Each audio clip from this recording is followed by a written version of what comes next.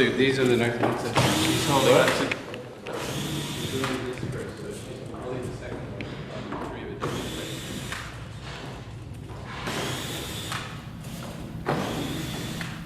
Fort-de-l'Eau, le nom de cette commune, près d'Alger, est un toponyme légué par l'histoire de la colonisation.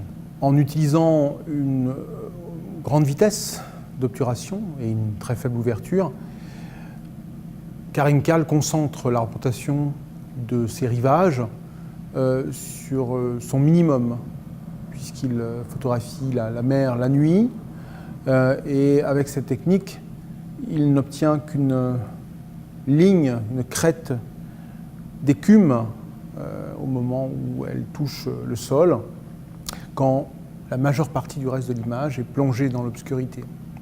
Donc c'est véritablement une poétique de la lisière, de la frontière, que développe ici Karim-Kal. Cela renvoie à bien d'autres travaux qu'il a pu réaliser, et notamment parmi les premiers qu'il avait amenés en Algérie, où son histoire familiale s'origine. Observer la mer Méditerranée depuis les rivages dans ce lieu, ce n'est pas observer un lieu de détente, un lieu récréatif, un lieu romantique, c'est observer bien sûr la question de la migration, le lieu du départ possible, désiré, souhaité, bien que l'on sache que de l'autre côté ce ne sera pas facile non plus.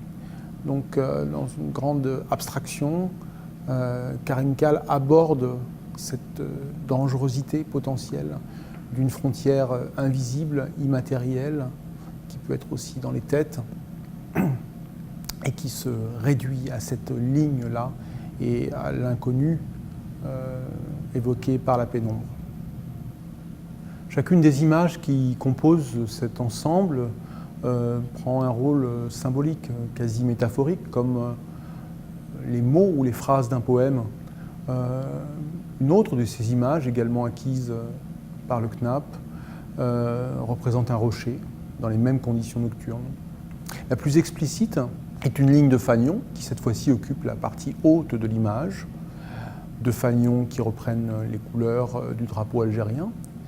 Mais puisqu'on est en noir et blanc, il faut le reconnaître, le deviner, plus que le voir. Et il est évidemment le lieu très clair, très évident de l'affirmation d'une appartenance, d'une fierté, et là encore, d'une limite entre les peuples.